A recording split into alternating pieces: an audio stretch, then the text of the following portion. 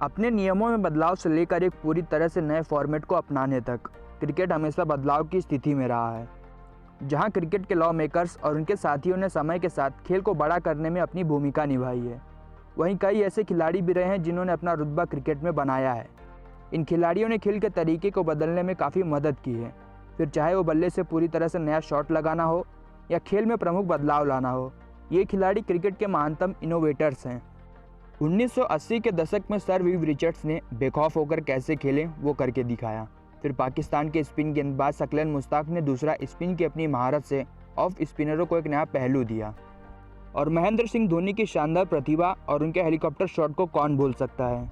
जैसे जैसे क्रिकेट के इन दूरदर्शी खिलाड़ियों पर नज़र डालेंगे तो एक नाम जो सबसे तेज़ी से ऊपर आएगा वो है सनत जयसूर्या का। बहुत कम बल्लेबाज होंगे जिन्होंने ग्लेन मैकग्रा को उनके चरम समय पर परेशान किया हो। उन बल्लेबाजों में से एक सनत जयसूर्या भी हैं। इसलिए ऑस्ट्रेलिया के दिग्गज गेंदबाज जयसूर्या को अपने सबसे कठिन विरोधियों में से एक के रूप में सम्मानित करते हैं। 13,430 रन और 28 शतकों का एक शानदार ओडीआई करियर जयसूर्या के अंतर्राष्ट्रीय करियर के संघर्ष की पूरी कहानी नहीं बताता है, जो दिखने में अच्छी लगती है, लेकिन उसके लिए उन्होंने काफ़ी कुछ किया है। 1989 में अंतर्राष्ट्रीय डेब्यू करने के बाद जयसूर्या के करियर के शुरुआती साल ने ऐसा कुछ संकेत नहीं दिया कि वो अंत में एक ओडीआई क्रिकेट के महान खिलाड़ी होंगे। पहले कुछ वर्षों के लिए वो स्पिन गेंदबाजी से कुछ ओवर फेंकते थे और श्रीलंका के लिए निचले क्रम में बल्लेबाजी करते थे। साल 1993 तक उनका सर्वोच्च एक दिवसीय स्कोर नाबाद 34 रन का था। जयसूर्या के लिए चीज़ें 1994 में बदलने लगी, जब उन्होंने न्यूजीलैंड के खिलाफ ओपनिंग करते हुए अपना पहला एक दिवसीय सेंचुरी दर्ज किया। ओडीआई क्रिकेट पर जयसूर्या का सबसे बड़ा प्रभाव पावर प्ले के ओवरों में टीमों की बल्लेबाजी के तरीके को बदलने का था। 1992 में आईसीसी द्वारा क्षेत्र रक्षण प्रतिबंधों की शुरुआत की गई, जिसमें पारी के पहले 15 ओवरों के लिए 30 यार्ड सर्कल के बाहर केवल 2 फील्डर रखने की अनुमति थी। इन नए नियमों का फ़ायदा उठाने वाले पहले बल्लेबाजों में से एक न्यूजीलैंड के मार्क ग्रेटबैच थे, जिन्होंने 1992 के विश्व कप में पिंच हिटिंग की भूमिका में काफ़ी सफलता हासिल की थी। टूर्नामेंट में ग्रेटबैच के प्रभाव के बावजूद पावर प्ले में बड़ा प्रदर्शन करने का विचार वास्तव में अगले कुछ वर्षों तक नहीं चला। शायद 1992 के विश्व कप में ग्रेटबैच की सफलता से संकेत लेते हुए श्रीलंका ने 1994 में पारी की शुरुआत करने के लिए जयसूर्या को आगे किया।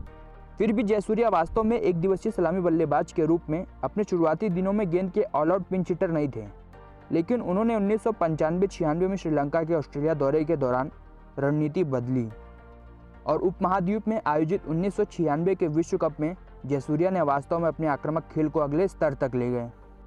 रोमेश कालुवितराना के साथ उनके सलामी जोड़ीदार के रूप में जयसूर्या ने पावर प्ले में अपनी विस्फोटक बल्लेबाजी से टूर्नामेंट में तूफान ला दिया। बाएं हाथ के इस बल्लेबाज ने क्षेत्र रक्षण प्रतिबंधों का पूरा फायदा उठाया और फील्ड पर ढेर सारे स्ट्रोक लगाए। जयसूर्या की आक्रामकता ने हर विपक्षी टीम को हैरान कर दिया था। इस फैसले ने श्रीलंका को खूब लाभ दिया। उन्होंने टूर्नामेंट की पसंदीदा टीमों को झटका दिया और अपना पहला विश्व कप खिताब जीता। श्रीलंका पहले कभी भी प्रतियोगिता के प्रारंभिक चरणों के आगे नहीं बढ़ते थे, लेकिन जयसूर्या की विनाशकारी बल्लेबाजी ने सब कुछ बदल दिया। 1996 की टूर्नामेंट में जयसूर्या की तुलना में 16 अन्य बल्लेबाजों ने उनसे अधिक रन बनाए थे, जिसमें सचिन तेंदुलकर भी शामिल थे। वो टूर्नामेंट के टॉप स्कोरर थे। फिर भी सनत जयसूर्या ने लगभग 132 के स्ट्राइक रेट के साथ श्रीलंका के लिए जो किया उसने सभी को प्रभावित किया और इस चीज़ ने जयसूर्या को प्लेयर ऑफ द टूर्नामेंट का पुरस्कार जितवाया। क्वार्टर फाइनल में इंग्लैंड के कुल 235 रन के टारगेट को जयसूर्या ने मामूली बना दिया। उन्होंने श्रीलंका को लगभग 10 ओवर शेष रहते जीत के लिए मार्गदर्शन किया और सिर्फ 44 गेंदों में 82 रन की पारी खेली।